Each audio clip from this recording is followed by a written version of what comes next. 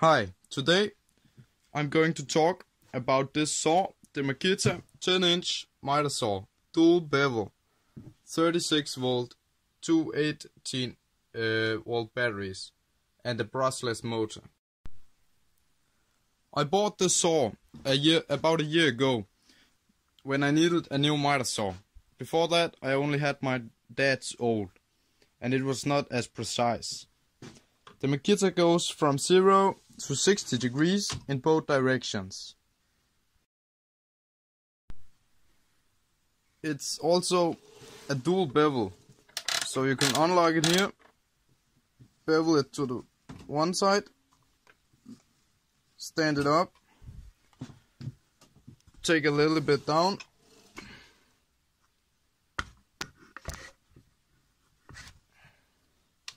press this black button and go the other way.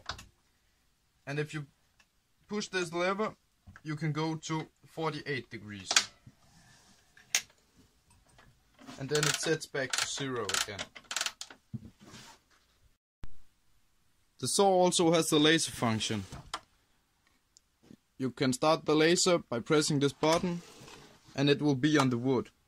Very clear. On my saw it's only on the one side of the blade, but optimal you could shift it here from the one side of the blade to the other side. The saw delivers with a dust bag and a hose to connect the two dust points around here to put on the end of the vacuum cleaner. And if you take the dust bag and put on, it goes on this little black adapter around here. And you can also take the hose and put on and put it in here. And then you can take your vacuum cleaner and put it in up here. But on my model it's not setting so good around here, and I can't tighten the screw no more. After I bought this vacuum cleaner from Makita with AWS technology, I have not used the dust bag on the miter saw. To show how it does with the dust bag, I have mounted it on the saw and we'll see how much dust it makes.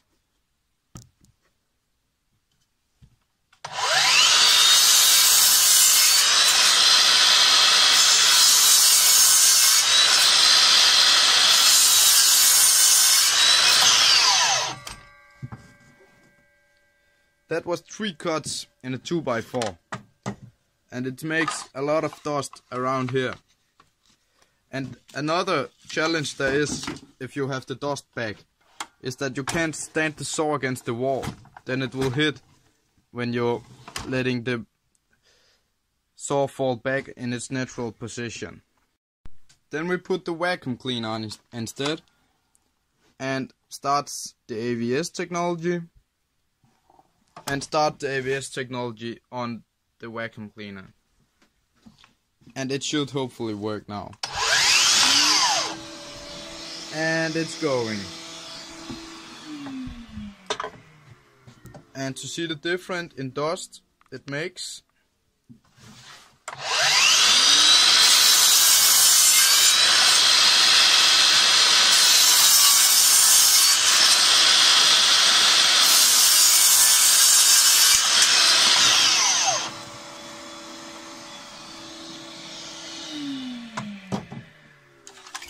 it's a bit different.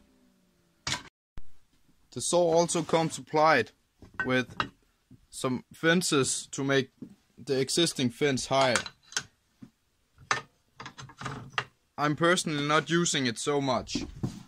It's one for each side. Then you unlock it here.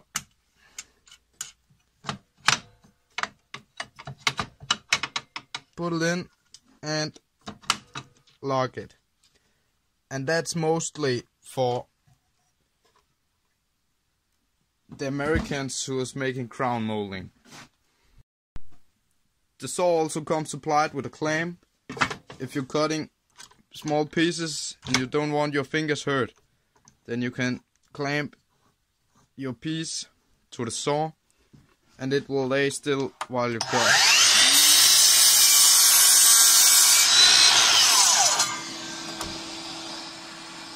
And it's not moving out of place when you're cutting if you're doing something very precise.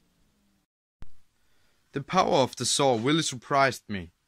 I did not think that a 18-volt saw or 36-volt saw could make such a good cut and without any trouble.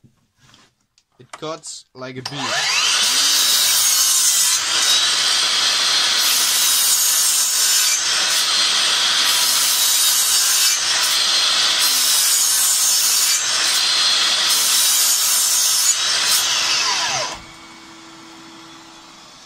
And it's a 10-inch, so you can make very big cuts if you're cutting plywood down, or if you're cutting 2x8s. Of the corded saws I have tried, I think that this is a saw that makes the job just as well, and with the same speed and precision. I really like this saw, and I was glad that it was the saw I bought as my first miter saw.